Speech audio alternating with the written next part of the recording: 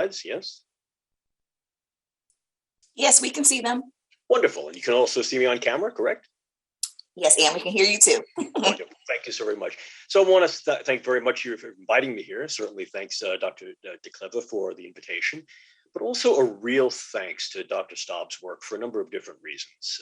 It becomes very important to understand that the phenomenon that we're dealing with, what is known as Havana syndrome, and I have a bit of a problem with that title because I think in some ways it can be derogatory, represents some form of dysfunction of the central nervous system that may have been precipitated by an external event at this point. As Dr. Staub well noted, it becomes very important to identify what is going on within the central nervous system and what are the constellation of objective signs and subjective symptoms in a rule in rather than just rule out approach. So what I'd like to do for the time that I have at the end of this conference is reframe this in such a way that's somewhat more summative. In other words, to bring the presentations that you've heard to date into clear light and to certainly highlight a lot of what Dr. Staub has told you about the possibility for multiple forms of neuro and vestibular pathologies to be present, which still begs the question, well, why? What's happening here? And again, what becomes very important for us to understand is that those initial cases in Havana are prototypic cases. Those are cases that have gone through what is now being referred to as the verification and validation pipeline. And as Dr. Staub had noted, those cases were very, very unusual in that they do not represent what appears to be signs and symptoms that would be indicative of other forms of neurologic, physiologic, or even psychiatric and or psychologic conditions or disorders. Something happened there. These were, as you know, referred to as the immaculate concussion, which is not necessarily an accurate nomenclature, but certainly would suggest that there was some form of insult or injury to the head, not necessarily to the brain, but to the head. Our group has been repeatedly referring to this as embassy encephalopathy, which is sort of a fancy way of saying that there's something going wrong in the brain, but we don't know exactly what that is. We don't know if that's the primary source of these symptoms and signs, or if that's downrange, downstream. So a bit of background on this, I think, becomes important. But first of all, it's also very, very important to have a couple of disclaimers. As you all may know, a lot of the work I do continues to be sponsored by a variety of United States government agencies, Department of Defense, Department of Homeland Security, and much of the work that was dedicated to the work on Havana syndrome that I'll present to you here today grew out of my initial involvement with the case in 2016 and 2017, being called in to do abductive forensic neuroscience for the Department of State, and then subsequently working as Donovan Fellow at United States Special Operations Command. Again, none of the views that I'm presenting here necessarily reflect those of the United States government in any one of its entities, or the North Atlantic Treaty Organization, which has also become exceedingly interested in the viability of these types of things to occur and what might produce them. So let's kind of bring these things back into stark relief. It's also very, very important to distinguish what symptoms are from what signs are. And if we're talking about ruling in and ruling out, which is very, very important, that triad, or better still, that triune that Dr. Staub illustrated in terms of psychiatric and psychological conditions and states and traits, but not necessarily disorders, underlying changes in the neurochemistry from the level of the cell to the synapse to the entire system, and then some expression in the neurological realm with regard to cognition, emotion, and behavior represent what we refer to as a constellation. I mean, think of a constellation of stars. One single star does not make the constellation, but if we put them together and we play connect the dots in a particular way, well, then that's constellatory. The same thing occurs here. And this really is the idea of what's probably going on in many, if not all of these cases. The question here, literally the begged question, is how do we play connect the dots? And are the dots the same? In other words, if we connect the dots in one way, we may get one thing. And if we connect the dots in another way, we may get something else.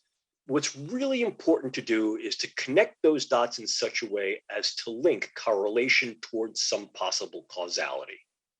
Correlation does not imply causality. And I think this is sort of the underlying problem with much of brain science, if you will. At the end of the day, we really don't know how it is that brain produces that great stuff of cognition, emotion, and behavior. We know the gray stuff in your head is responsible, at least in part, but we don't know. The other issue is that very, very small changes in brain function can lead to serious disruptions in thought, emotion, and behavior that then feed back onto the perception of what that physiological state feels like, and as a consequence, then prompt an emotional state, anxiety, vigilance, hyperemotionality.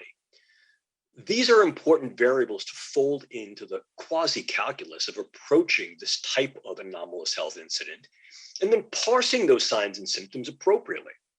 Well, if we look again solely to the individuals who were affected in Havana, and if we use that lens as illustrative to then peer at those individuals who may then be or enter into the subsequent verification and validation pipeline, we can see that the symptoms, again, those subjective feelings, first-person feelings, include pressure in the head, a sense of disorientation, inability to cognitively focus, loss of vigilance, fatigue, vertigo, a feeling of tumbling, and motoric difficulties.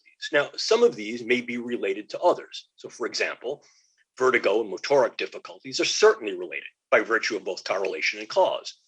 But we also must understand that it was very important to those initial cases in Havana and will be equally important going forward, those cases that are in the verification validation pipeline, is the objective clinical signs that cannot be faked, that are representative of some underlying change in the physiology that appears to be structurally or functionally abnormal.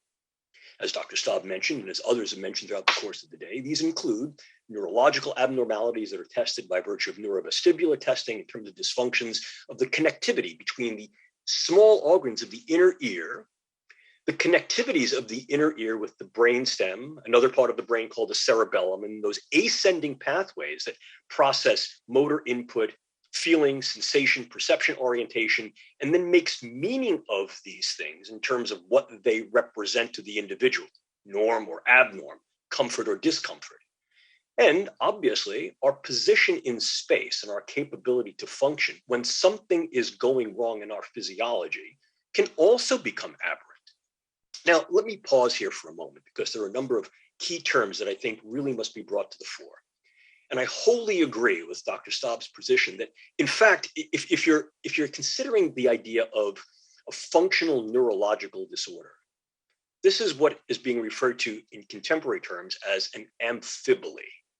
Fancy term. What it means is that one term or one phrase can have multiple meanings, and extracting those meanings becomes important. But I think it's also important to go back to the future, if you will, as Dr. Staub suggested, which was certainly our recommendation as well. We first began these investigations back in 2016 and 2017. Claiming that there's maybe the presence of a functional neurological disorder is important to distinguish by virtue of the words, a disorder of function within the neurological system. That does not equate with a sociogenic effect. It does not equate or equivalently be equal to a psychogenic effect. This is not necessarily a psychosomatic disorder, although there are psychosomatic signs and symptoms that are present and will be present from various forms of functional neurological disorder. So what we're suggesting here is that something happened somewhere in the neurological axis between the inner ear and the brain, and that there are effects uprange, in other words, within the inner ear component, along that trajectory from inner ear to the various networks and nodes of brain function that process that information, and actually within the brain itself. Well, that said, how does one go about the assessment and diagnosis of what these things could be? Well, we've been through that all day. And again, to reiterate, subjective symptomatic reports, I think, are important, but then it becomes much more important to concretize what those subjective feelings are with underlying objective findings. And these are clinical evaluations of the sort that you've heard throughout the day. Neurological and inner ear examinations, examinations of neurological control of movement, motor function, detailed evaluations of cognitive and emotional processing and capabilities of vigilance, concentration, and psychological state, which is functionally important. And I'll explain to you why in a moment, because the psychological state, the individual's emotive capabilities and emotive characteristics may help to shed some light on some of the underlying neural node and network disruptions. And although that is speculative, interestingly, we know that there have been some reports and there have been some investigations from the experimental all the way to the bedside that have demonstrated that certain changes in vestibular function can disrupt the neurochemistry and then literally produce a cascade of neurochemical changes, the result of which is exhibited in clinical signs and symptoms indicative of anxiety and certain forms of agitated depression. You heard earlier about neuroimaging, and here I think a caveat is important. You know, the neuroimage, and I must tell you, I've been a brain scientist for almost 4 decades. Neuroimaging was an absolute boon. It seemed to be something of a panacea because it allowed us to peer into the living brain, particularly functional neuroimaging. Many of the initial constraints and limitations have been identified and bridged.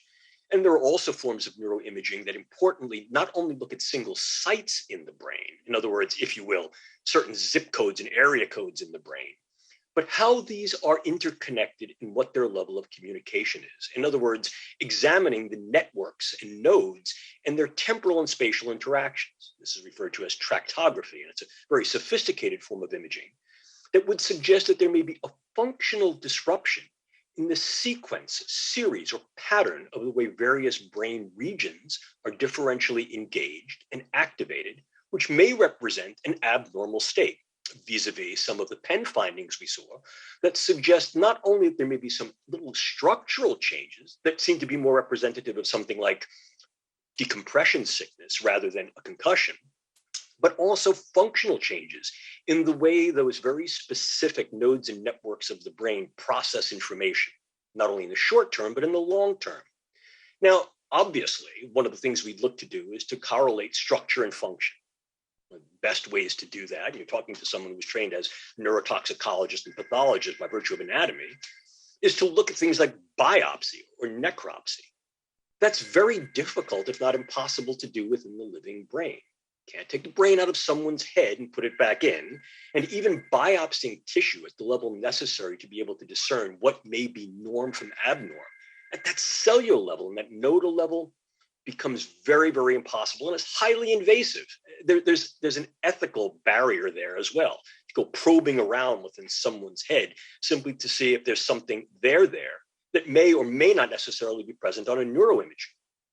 The other way to do this is to utilize animal studies and or computational modeling to try to determine what types of things could go wrong in a nervous system, and then back that up deductively or abductively, where you don't have all the information and therefore you're bridging speculation based upon what you know to be able to suggest what might do this. Well, that was an important step because in 2016 and then through 17, 18 into 19, that was exactly the evaluative process. And certainly that process was candidly revealed for the individuals on the National Academy's report, and ultimately was part of the content of what went into the CIA report that was most recently released. We had to examine virtually all the metadata. When we mean by metadata, it's not just what occurred in situ, in other words, on site, but also these individuals' prior history, their medical history, their injurious history, their psychological history. The more data, the better. As well, it was very important to correlate the fact that these were individuals who were embedded in an environment, an ecology. Could it be that something artifactual or accidental may have occurred with these individuals, even given the best intent, that may have produced these signs and symptoms? Well, the first thing we were concerned about is, well, might there be something psychogenic or sociogenic?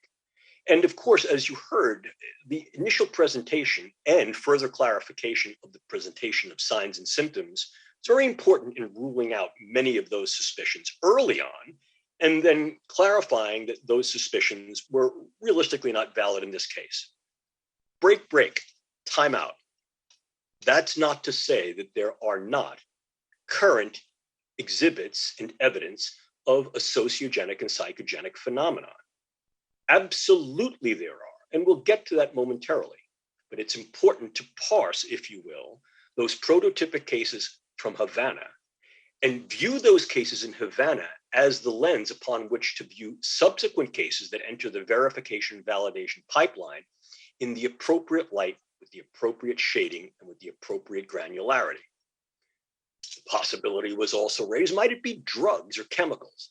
And there are a number of reasons early on that mitigated those suspicions and then ultimately substantiated that this was not a very strong probability. And certainly, although possible, the probability ultimately came down to a level of almost being nil for a number of reasons: metabolites, environmental residue, etc.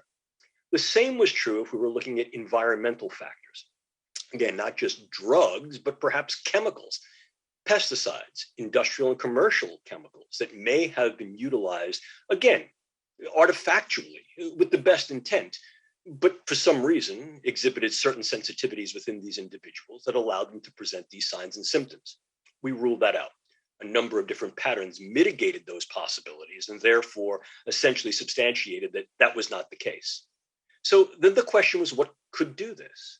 Well, based upon existing information, research with regard to testing, evaluation, in some cases developmental and applied use, was raised the possibility of some form of directable energy. Well, what type of directable energy?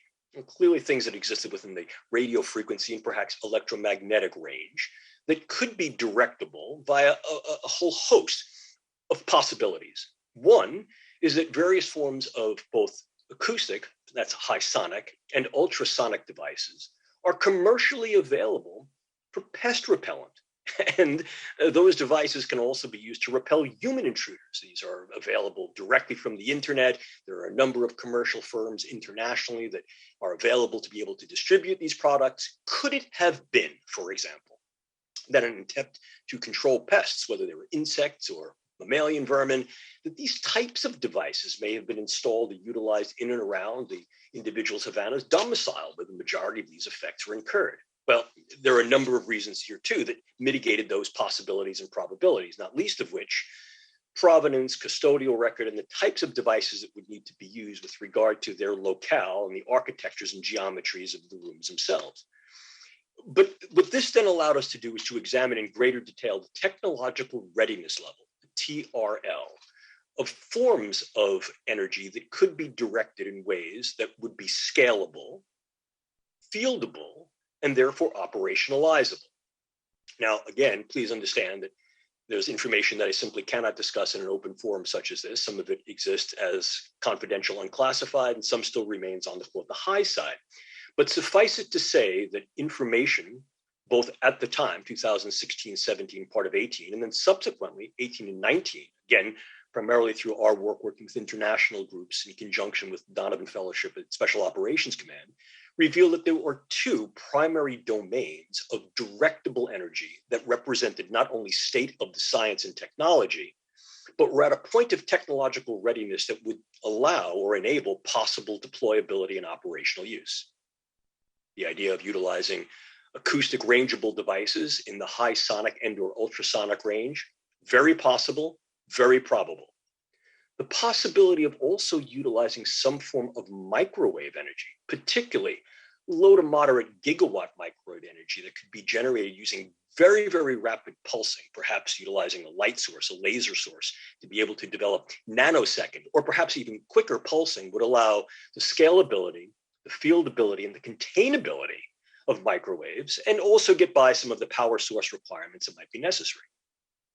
Why would such devices be in operation? Well, this too, I think, is a little above my pay grade and out of my sandbox, but suffice it to understand that these types of devices can be used for surveillance and or they can be used either kinetically or non-kinetically for disruptive effects. What do we mean by that?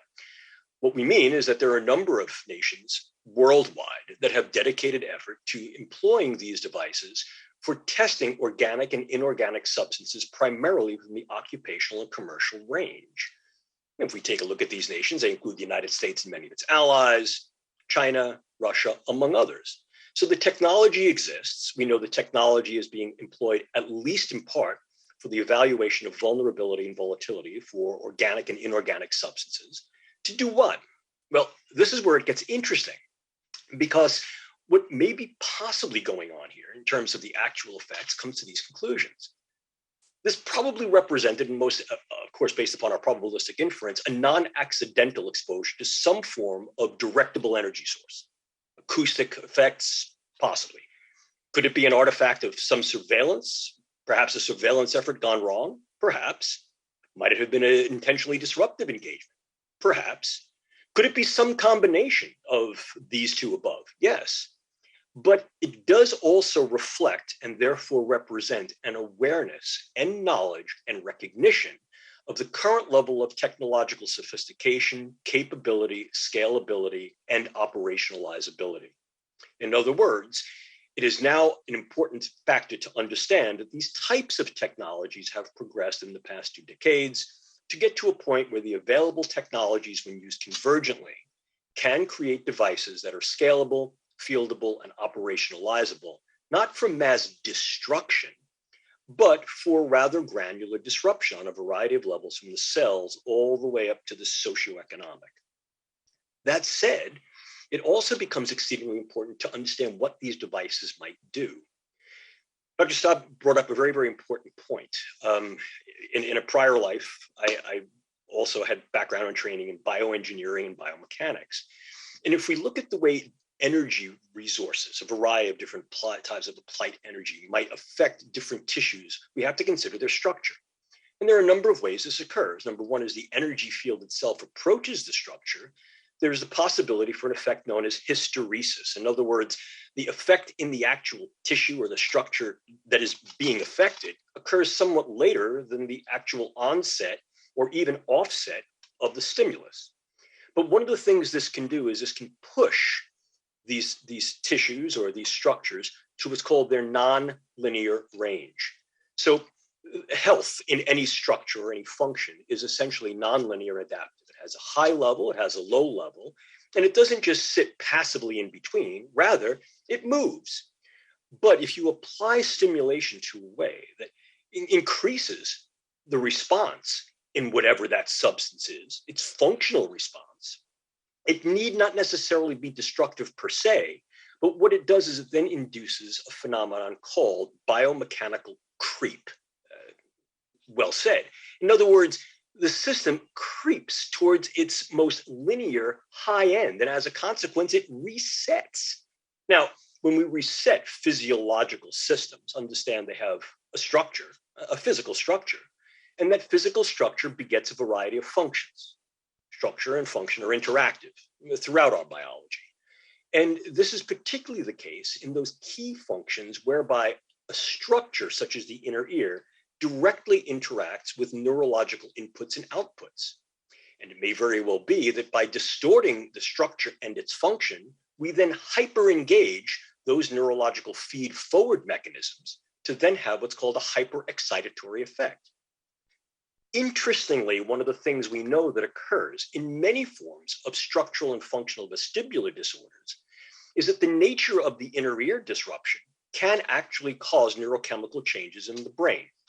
This is not a lecture in neuropharmacology or neurochemistry, but if we look, quote, downrange, one of the things we find is that increased excitability within the neurovestibular pathway can increase the activity of glutamate, an excitatory neurotransmitter, in a number of different brain nodes and networks, inclusive of those that process vestibular input and the coordination areas of the brain, inclusive of an area called the insula and the anterior and medial cingulate gyrus.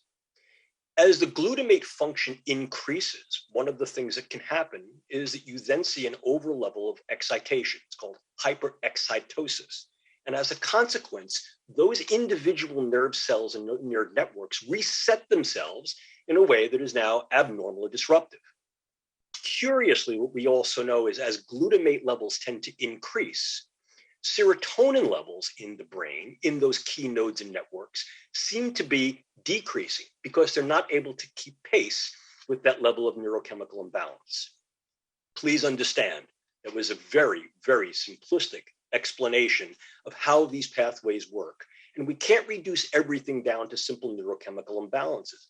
But it is noteworthy that those antidepressant drugs that are highly serotonergic, that work as serotonin transporter inhibitors and or that work upstream, have also been shown to be highly effective against various forms of persistent postural vertigo. and also by reducing some of the sympathetic nervous system activity that can occur in result of vertigo, can also bring back some of the cognitive emotional stability. And this, of course, we know is important. So one of the things that we're considering is that you're not really seeing one thing or the other, that you may have seen some form of structural disruption that may be caused by vibration and or distortion incurred through some form of directed energy that may have produced ripples, if you will, effects, anomalous effects downstream within the nervous system to reset the nervous system in those ways that now disposes that individual towards the types of things we see with these forms of vertiginous defects as described by Dr. Staub and others. So the question then becomes, could these technologies do this? Yes, they could. Could these technologies also induce something which has been referred to earlier in the chat as the Frey effect? And in part, yes, they could. What you see here is that any of these technologies, the sonic technologies and or the non-thermal microwave technologies, are capable of inducing an energetic disruption in either solid tissue or in fluid tissue. And certainly, please understand, you have both solid and fluid tissues in the deep inner ear as well as in the brain. And that causes those tissues to roil, to sort of bubble. As a consequence, that bubbling leads to instability. It's referred to as a cavitation effect. We also know that some of those cavitation effects are possible to be translated not only from the fluid of the inner ear, but from the bloodstream of the inner ear to the vasculature that then goes into the brain, particularly the forward area of the brain, in and around the branches of the cerebral artery that also affect one of the areas that is, in fact, a target area, the insula. Is it possible that the combination of these effects produces this constellation of features? And this is what we're seeing on a level from the cell all the way to the systemic, and on the level from the very personal all the way to the populational. It is. Is that speculation? Yes, of course it is. Is it speculation based upon modeling? Yes, absolutely. But one of the things that becomes equally important is to resort to something called ex ubantibus reasoning. In other words, if we have certain interventions, treatments, if you will, and we know how those treatments work, and those treatments are effective in individuals who are presenting with certain signs and symptoms, well, then one can create, if you will, an analysis, an analytic conclusion that something that those treatments are doing are affecting that mechanism we know those treatments work on, which may have gone wrong in these individuals. Is there room for error there? There's always room for error. Is it therefore possible, and thus based upon the efforts to date and the metadata coming not only from the patients in Havana, but some of those who are in the verification and validation pipeline, that the effects that they're seeing in terms of their clinically observable signs and the symptoms that they produce may be due to an incurred effect by some form of external stimulus that was able to disrupt inner ear and inner ear to neurological functions in one or more ways? Yes. So what do we do about it? For those of you who are into philosophy, the question here is, how do we shave with Occam's razor while sailing in von Neurath's boat? In other words, how do we try to keep the approach simple while we've already launched? Let me explain what I mean by that. It's important to understand that if nothing else comes out of these cases in Havana and all of the media and attention that has been subsequent to that, must be an awareness that the science and technology has advanced to a point where such tools and techniques are usable and deployable in non-kinetic and kinetic operations. This is not new. This is not magic. We've known this for years. We've seen the technologies as viable for years, and many of the constraints and limits for the actual deployability and usability of these technologies have been bridged, have been compensated for by bringing several technologies together with regard to things like laser science, nanoscience, the use of various forms of engineering, and a more detailed understanding of how the brain and or physiological systems work.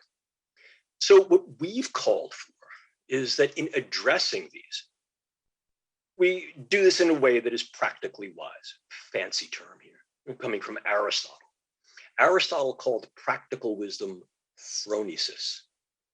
And what we've called for is a phronetic approach. And how it works is quite simple. any ethical address, analysis, and articulation of what could be done and what should be done must proceed from fact. One of the facts is that there are abundant cases that reflect a sociogenic and psychogenic phenomenon. Individuals who are the worried well, individuals who conflate signs and symptoms of pre-existing or current other disorders to be possibility for Havana syndrome, individuals who may have some form of psychological overlay. It becomes important to distinguish those clades of signs and symptoms. And it becomes equally important to understand that the possibilities certainly exist, that there are technologies out there that are capable of inducing these types of disruptions. And therefore, we need to increase the granularity, specificity, and sophistication of how we look. As Dr. Staub said, this is a 21st century problem. 21st century problems demand 21st century address and answers. Obviously, the ethics must be devoted to the enterprise. And if we're talking about something that has both a public health component as well as a national safety and security component, then please understand that those directed efforts may not necessarily always be transparent. What must be transparent is the directive, intent, motivation, and dedication to, in fact, apply efforts, energies, and endeavors towards getting the necessary address, acknowledging the problem, coming up with answers, and finding solutions. Why?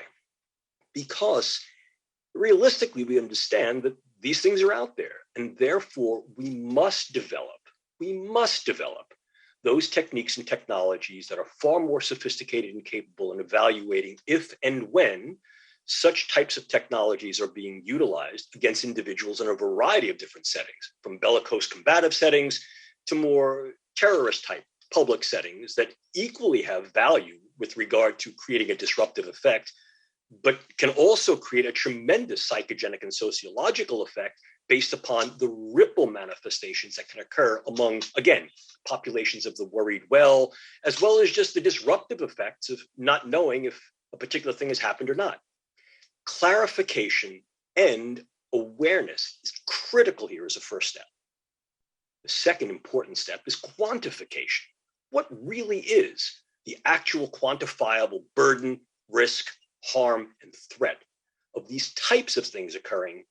And obviously, how do we then detect it? Well, much of what you've heard today, inclusive of the past two lectures, have addressed possible underlying physiological mechanisms. And I've described to you those most probabilistic inferences of what kinds of things could cause these. So this throws down the gauntlet of both challenge and opportunity to develop programs and projects to create devices for detection, mitigation, and prevention. And the good news is that such efforts are currently underway, not only here in the United States, but worldwide. But again, I think this also bespeaks the idea of practical wisdom. And along with this, I think one must appreciate that there needs to be some degree of relative or non-transparency. Let me explain why. This is not saying that these things occur in dark laboratories hidden away somewhere in malevolent ways. But let's face it, if one of the things we're acknowledging is that there are techniques, technologies, and science that are available on the global stage that can be rendered and utilized via a variety of actors, whether they're state actors or non-state actors, to incur disruptive effects. What you don't want to do is open your playbook on Friday and truly expect to win the game on Saturday. In other words, understanding what's going on, understanding the technology readiness level, and then developing the necessary responses may not necessarily be the most fully transparent paradigm. For simple reasons is that you don't want to throw your cards. What we've called for is something called prudent parentalism, not paternalism, parentalism. In other words, it becomes important for those institutions, organizations, individuals, and resources that are working in these protective ways to assure those that they are protecting that such protective efforts are underway. Think of a good parent. What the good parent does is informs as best possible to the level of understanding, and at the same time informs so as to continue to keep that individual they're protecting out of harm's way. this is not always as easy as one would think. I mean, clearly the idea to fight for right and freedom, but at the same time keep your honor clean. Well, one of the issues here is that there may be something of a technology brinksmanship, if you will, a science and technology race, whereby one group makes one set of discoveries and creates certain types of technological readiness. And then the response is that other groups must, in fact, play catch up. And clearly, what this then implies is that there is some form of an ongoing effort. So what we have called for is something called a care concept, which is the considerate articulation of realities, responsibility, and expectation. And what I mean by considerate is be considerate of all the variables. Certainly most considerate is the primacy of those who are being affected, those who have been harmed, those who have been burdened. That's critical. But equally considerate is how we then acknowledge and respond to those things in ways that do not increase the potential for further risk and harm, not only to those who have been affected, but to others. Reliable and responsible treatment of the individuals. Dedicated, ongoing programs of surveillance of neuroscience, technology, research, developmental test and evaluation worldwide. Transparency as to what's going on in those programs by virtue of, in some cases, cooperation and collaboration, even with international competitors. Certainly public communication of the process, which is why I applaud forums like the one we have here today. Responsible oversight, governance and control, and the engagement of multidisciplinary advisory groups, such as the national academies that address these anomalous health incidences. But more than that, understanding the science and technology is making inroads, and those inroads can be used in a variety of ways, some for healing, some for harming, also puts incumbent responsibilities upon the current and future iterations of things like the Biological Toxins and Weapons Convention. And here I'm enthused and optimistically can report to you that a number of groups, most notably the Australia group to the review committee of the Biological Toxins and Weapons Convention, has advocated that now we begin to consider these devices and these technologies as potential bioweapons. And I'm proud to say that some of the groups that I've worked with, the National Defense University, at the Naval War College, within the DoD, Special Operations Command, and intelligence community, have also called for a change in the posture of how the language of these treaties is devised, developed, articulated, and sustained. But equally important is the fact that these techniques and technologies have become ever more the province of multiple nation states on the global stage. And therefore, that ongoing level of multinational surveillance and engagement is critical, but so is an appreciation of the various socio-cultural factors that would propel various nation states to engage in this type of research, number one, and to possibly use it. Understanding that tools are out there, that the science exists, is not the same as saying the science is being used. I mean, it's one thing you don't want to say, well, the sky is falling or crying wolf. You don't want to do that. But you do want to take a look at the clouds and say, you know, today looks like rain, and what are we going to do to prepare for it?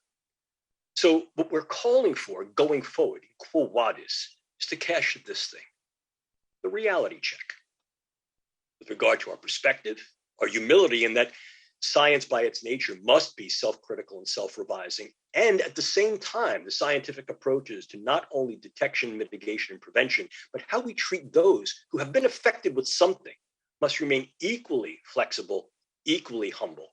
And certainly, I think there's a sense of gratitude for the achievements that have been accomplished so far, to put them in the proper perspective. What this actually calls for, ladies and gentlemen, is that we adapt those procedures that work, if you will, left of bang.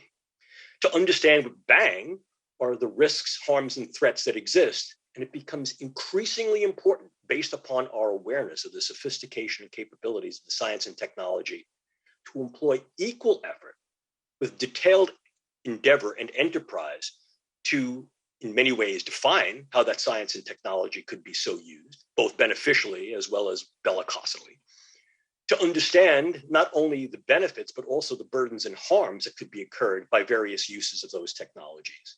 And then to also be prepared. Prepared means readiness.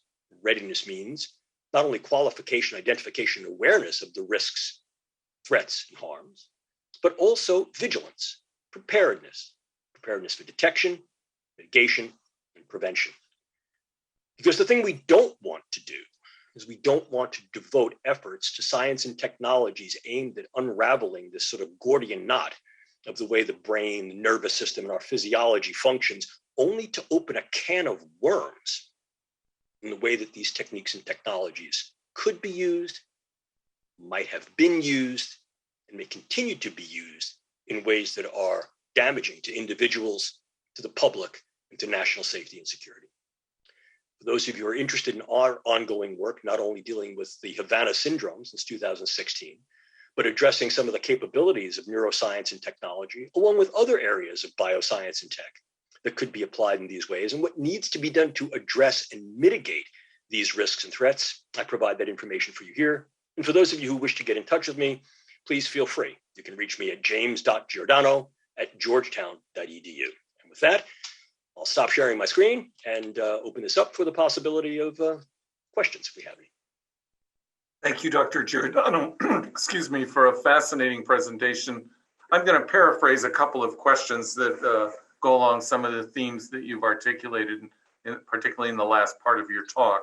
One is, are there any sensors being developed that can sort of, in a proactive way, as shown in your last slide, help mitigate against these type of technological threats, things that you're able to comment on in this open forum? And secondly, have any scientists done further work in terms of trying to replicate a device that can mimic this and be ethically tested, similar to the device that the two University of Michigan engineering students developed back in 2017 to mimic the sounds that somebody had posted on the internet that they thought were the sounds they heard? Yeah, so let me just speak first to the idea of the sounds, and it sounded like crickets. So the sounds appear to be an artifact actually of the waveform based upon the architecture and geometry of where the individual was relative to the, if you will, incurring stimulus. We know, for example, that rangeable acoustic devices, particularly those in the high sonic and ultrasonic range, have a very specific cone of effect. But if you move outside of that cone, or if you move in such a way as to divert or to distort the architecture and geometries, there may very well be, if you will, an auditory effect, a palpable sensory acoustic effect. And this was alluded to earlier. In other words, it need not necessarily damage the tissue. It only takes the tissue to its upper limit, and as a consequence, then distorts the function and structure of that tissue and therefore resets it. That may be palpable, that may be tangible, that may be sensed, and that may be part of the thing that people have heard, so to speak. And again, there's individual variation based upon a whole host of things. Literally, the shape of the skull, the architectonics of bone, coupled with the architecture and geometry of the room, and where these individuals were moving with regard to the biophysical wave. But it's important to understand that in some cases, there may be an acoustic signature. That acoustic signature may be auditory or may be para-auditory, but that then brings us up to the prior point. Could we utilize some of these characteristics as viable criteria for detection, number one, and number two, mitigation? The short answer is yes. The intermediate answer is I'm very encouraged by some of the dedicated efforts most recently that I've become aware of. And the longer answer is obviously that information at this point remains at very, very least confidential and unclassified information, and at most in the classified space. And you would imagine that this could or should not be discussed. Suffice it to say that efforts are underway, and I'm encouraged by those efforts that I've been aware of to date. We have some other questions. We have a question: what steps would you recommend for civilian patients who've been given diagnoses similar to those of embassy personnel by Dr. Hoffer and his group in Miami?